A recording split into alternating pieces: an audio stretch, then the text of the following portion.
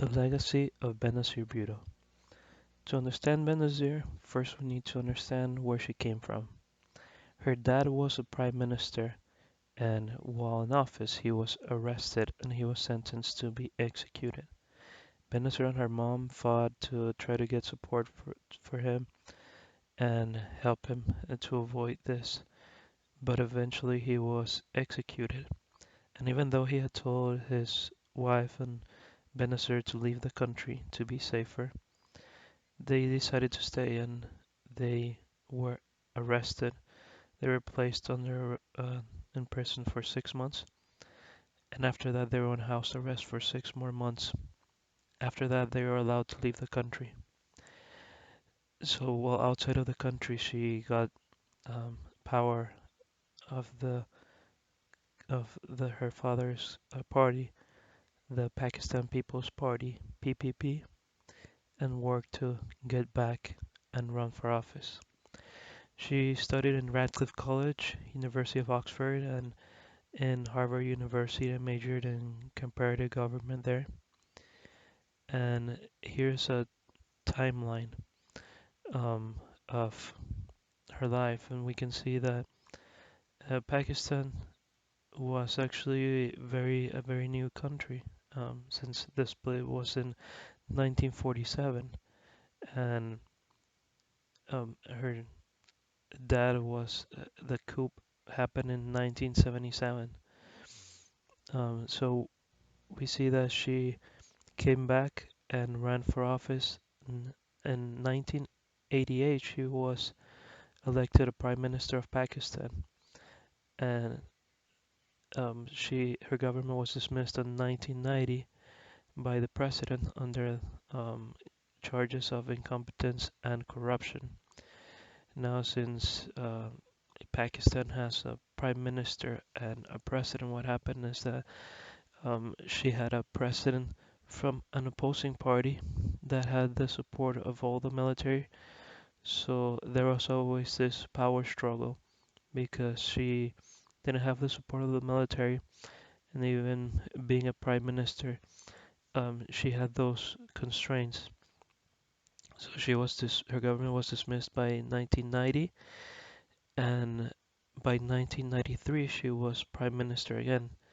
And 1990, um, after her government was dismissed, there was fraud in that election in 1990, as was declared by the Supreme Court years later, where they cheated to get elected very narrowly by 100,000 votes over Benazir's party. And then in 1993, she was prime minister again, and again she was dismissed in 1996 under charges of corruption. She used to appoint some of her family and relatives in government, and there were several corruption scandals. She was still the opposition party, and she kept coming back to Pakistan and trying to restore democracy. And she got amnesty by Musharraf, and after that, um, she was assassinated. So some of her accomplishments are that she was the first woman to lead a Muslim majority country. She uh, tried to improve relationships with India. She invited the Indian Prime Minister and his wife to Pakistan and actually got an agreement to reduce the amount of military troops in the border areas, and also to slow down the production of nuclear weapons.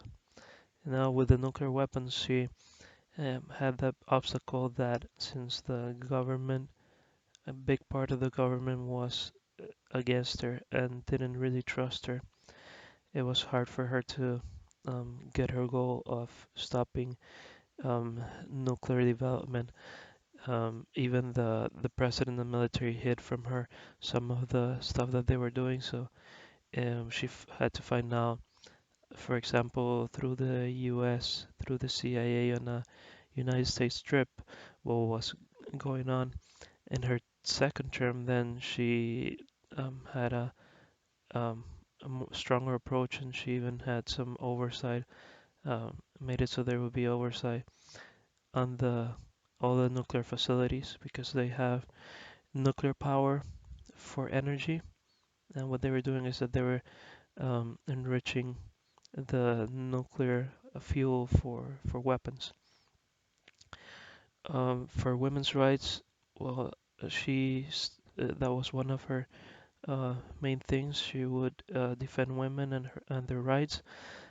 She even used Islam to um, try to stop misogyny. She would say that Islam um, teaches that there should be no injustice and that mistreating women was an injustice. So that was very powerful from her, someone from the inside, to try to make these changes. And a lot of the things that she tried couldn't get done, but some of the major things were that, for example, she allowed women to have bank accounts, which they couldn't before, and she appointed a lot of women into government in some positions that they wouldn't be there before, like, for example, as judges or in the police. She even had an all-women police station. So those are some of the things that she did. She received a posthumous award by the United Nations for human rights fight, and she became a symbol of democracy because after the coups, she would keep coming and kept trying to come back to power through a democratic election. So they had this struggle where when she became prime minister, that the president would dismiss the government and take all the power, even take over the National Assembly, and she became a symbol of fighting against that. So, in conclusion, she was a person that really gained a lot of power and um, got the support of a lot of people of her dad's party, and you can say that she also could be remembered by all the corruption charges, but she truly changed Pakistan, and that she was the first prime minister that was a woman, and that she kept fighting until the end, even after some attempts in her life. She decided to keep coming to Pakistan and keep trying to um, run for office again until she was eventually assassinated. And even now, her party, the PPP, holds 54 seats in the National Assembly.